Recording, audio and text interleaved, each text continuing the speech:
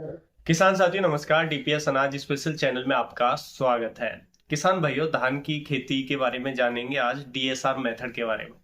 देखिए, धान की खेती के अंदर जो डीएसआर मेथड है यानी कि डायरेक्ट सीडेड राइस मेथड जो है ये बहुत ज्यादा लोकप्रिय हो रहा है।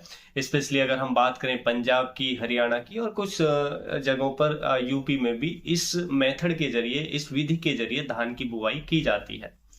ये जो विधि है काफी, जो हमारी पारंपरिक विधि थी जिसमें हम पानी भरते थे, पडलिंग करते थे और नर्सरी उसकी ट्रांसप्लांट करते थे लेबर की सहायता से, उसके बावजूद ये जो विधि है डीएसआर में थी, ये काफी प्रचलित हो रही है, काफी तेजी से फैल रही है। तो आज की इस वीडियो में हम इसके बारे में डिटेल में समझेंगे, इसके क्या फायदे होते हैं, क्या नुकसान होते हैं, कैसे करनी चाहिए, कौन कौन सी विधि होती है, क्या तरीका होता है, कौन सा समय होता है इसकी बुवाई करने का, सही समय क्या है, अगर डीएसआर मेथड से आप बुवाई कर रहे हैं कौन सा परफेक्ट टाइम है। उसके साथ साथ हम इसके वैरायटी के बारे में भी जानेंगे, डीएसआर के लिए कौन सी बेस्ट वैरायटी है जो आपको अच्छा उत्पादन देगी। तो इसके बारे में डिटेल में समझेंगे। वीडियो काफी इंफॉर्मेटिव होगा आपके लिए अगर आप धान की खेती करते हैं। तो चलिए जानते हैं। देखिए, जैसे मैंने बताया डीएसआर मेथड यानी कि डायरेक्ट सीडेड राइस मेथड, ये दो तरीके का होता है। एक तो वेट मेथड, एक ड्राई मेथड। जो ड्राई मेथड है वो सबसे ज्यादा लोकप्रिय हो रहा है। वेट मेथड में क्या होता है कि उसमें खेत में पानी भर दिया जाता है, खेत को तैयार करके और उसकी लेवलिंग करके खेत में पानी भर के और उसकी पडलिंग कराई जाती है। पडलिंग के बाद फिर उसमें हम पानी भर के और जो हमारा बीज है, बीज का बुरकाव कर देते हैं यानी कि छिड़काव कर देते हैं। तो ये होता है wait method, DSR wait method. लेकिन हम बात करेंगे डीएसआर ड्राई मेथड की, क्योंकि ये सबसे ज्यादा लोकप्रिय है और सबसे ज्यादा किसान इसी का उपयोग आजकल कर रहे हैं भारत के अंदर। तो देखिए, डीएसआर मेथड में इसमें क्या होता है कि हमें खेत को अच्छे से तैयार कर लेना होता है और खेत की लेबलिंग बहुत इंपॉर्टेंट होती है। देखिए, खेत की जब हम अंतिम जुताई करते हैं, खेत की तैयारी के समय, उसी समय हमें जो भी खाद देना है, जैसे हमें डीएपी डालना है, पोटाश डालना है, जिंक सल्फेट डालना है, उस समय हम खेत में डाल करके अंतिम जुताई कर देते हैं। उसके बाद हम खेत को, हमें क्या है कि लेवल कराना होता है। लेवलिंग बहुत इंपॉर्टेंट है। खेत हमारा लेवल होना चाहिए, एक सार होना चाहिए। तो खेत को हम लेवल करा लेते हैं। उसके बाद हम लेवल होने के बाद खेत में पानी भर देते हैं।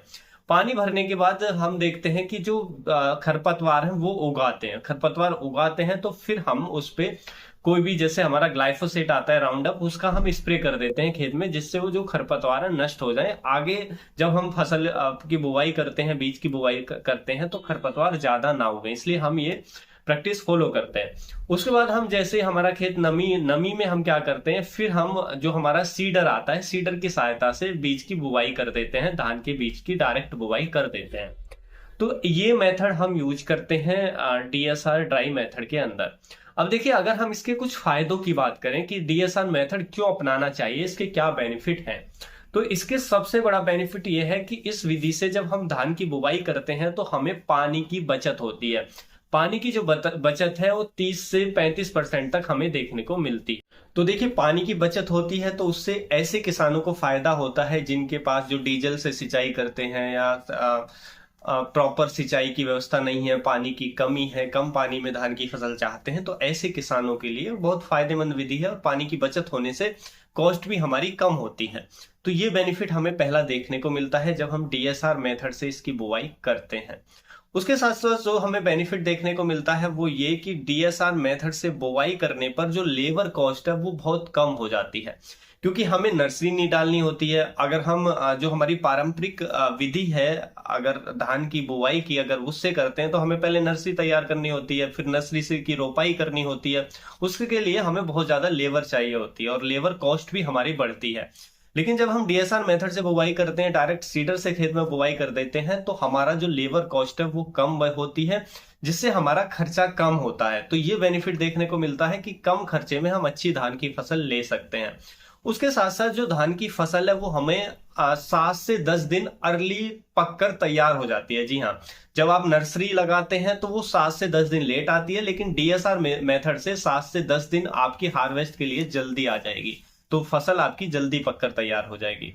उसके साथ साथ जो नेक्स्ट हमें बेनिफिट देखने को मिलता है कि अगर आप धान के बाद अगर गेहूं की बुवाई करते हैं, तो क्योंकि ये फसल जल्दी कट जाती है हमारी डीएसआर मेथड से, तो हम जो गेहूं की बुवाई है वो समय से खेत के अंदर कर सकते हैं। तो ये सारे बेनिफिट हमें देखने को मिलते हैं। लेकिन क्या कुछ नुकसान भी हो सकते हैं, तो वो भी जान लेते हैं। क्या नुकसान होते हैं अगर डीएसआर मेथड से हम बुवाई करते हैं? तो पहला कि जो किसान है वो अनुभवी होना चाहिए। यदि आपको प्रॉपर अनुभव नहीं है डीएसआर मेथड से, तो हो सकता है उत्पादन कम मिले, उत्पादन में गिरावट आ जाए, फसल अच्छी आपको देखने को ना मिले। तो इसलिए अनुभव होना बहुत जरूरी है। तो इसलिए अगर आप पहली बार डीएसआर मेथड करने जा रहे हैं तो बहुत छोटे पार्ट में ये ट्राई करें, जिससे आपको 1-2 साल में थोड़ा एक्सपीरियंस हो और जिससे फिर आप आगे अच्छे से कर सकें। तो इसलिए छोटे पैमाने पर आपको ट्राई करना चाहिए अगर फर्स्ट टाइम कर रहे हैं, तो अनुभव होना बहुत जरूरी है।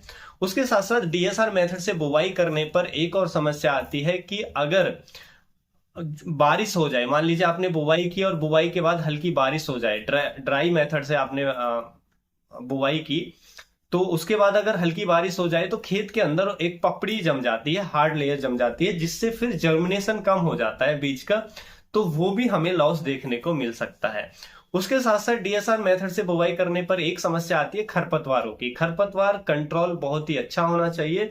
अगर खरपतवार हम कंट्रोल नहीं करेंगे तो हमारी धान की फसल अच्छी नहीं होगी। तो उसका जो खरपतवार मैनेजमेंट है वो अच्छा हमारा होना चाहिए। हमें बुवाई के तुरंत बाद जो हमारा प्री प्री इमरजेंस जो वीडीसाइड होते हैं हमें वो दे देना चाहिए।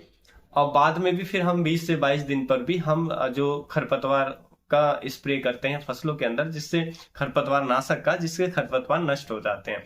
तो वो थोड़ा खरपतवारों की समस्या भी इस विधि में रहती है। लेकिन अगर हम अच्छे से करें तो अच्छा उत्पादन डीएसआर मेथड से भी हम ले सकते हैं। अब देखिए, अगर आप डीएसआर मेथड से बुवाई कर रहे हैं तो आपको वैरायटी का सिलेक्शन बहुत सोच समझ के करना चाहिए। आपको ध्यान रखना चाहिए जो वैरायटी है वो अर्ली ड्यूरेशन की हो, यानी कि कम अवधि की हो, जल्दी पककर तैयार होने वाली वैरायटी हो। ऐसी वैरायटी का आपको चुनाव करना चाहिए। उसकी जो अर्ली विगर है वो अच्छी होनी चाहिए। अर्ली विगर मान लीजिए हमने बुवाई की और बुवाई के बाद पौधा तेजी से जर्मिनेट हो और शुरुआती विगर अच्छी हो। अगर शुरुआती विगर अच्छी होती है तो पौधा जो हमारे खरपतवार उगते हैं उनके दबाव में नहीं आता है। अगर विगर हमारी धान की अच्छी है तो वो अच्छे से ग्रो कर जाता है। तो अर्ली विगर अच्छी होती है तो जर्मिनेशन भी अच्छा हमें देखने को मिलता है। तो ऐसा होना चाहिए। और लोडिंग रेजिस्टेंस वैरायटी होनी चाहिए, यानी कि गिरने वाली वैरायटी नहीं होनी चाहिए। तो ऐसी वैरायटी का चुनाव आपको करना चाहिए। डीएसआर मेथड के लिए अगर कुछ हम वैरायटियों की बात करें जिनका उपयोग किया जाता है और जो डीएसआर विधि से बुवाई करने पर काफी अच्छा उत्पादन हमें देखने को मिलता है, तो उनमें कुछ वैरायटियों के नाम मैं आपको बताता हूं। पहली वैरायटी है PR 126 वैरायटी। उसके बाद PR 121 का आप चुनाव कर सकते हैं। उसके बाद पूसा बासमती 1509, ये वैरायटी का भी डीएसआर मेथड से काफी उपयोग किया जाता है। उसके बाद पूसा बासमती 1979 वैरायटी का भी उपयोग किया जाता है। पूसा बासमती 1985 वैरायटी का भी उपयोग किया जाता है। तो ये वैरायटी डीएसआर मेथड से आप उपयोग कर सकते हैं। नेक्स्ट वीडियो में हम बताएंगे कि ये जो वैरायटी है इनमें किसकी क्या खासियत है और क्या कमियां हैं, डिटेल में वो भी चर्चा करेंगे। तो अगर आप धान की खेती करने वाले हैं या करते हैं तो हमारे साथ जुड़ जाइए। हम समय से आपको हर एक जानकारी पहुंचाते रहेंगे। तो चैनल को सब्सक्राइब जरूर कर लें। फिर मिलेंगे हम आपको ऐसी इंफॉर्मेटिव वीडियो के साथ। तब तक के लिए आप अपना ख्याल रखें। धन्यवाद।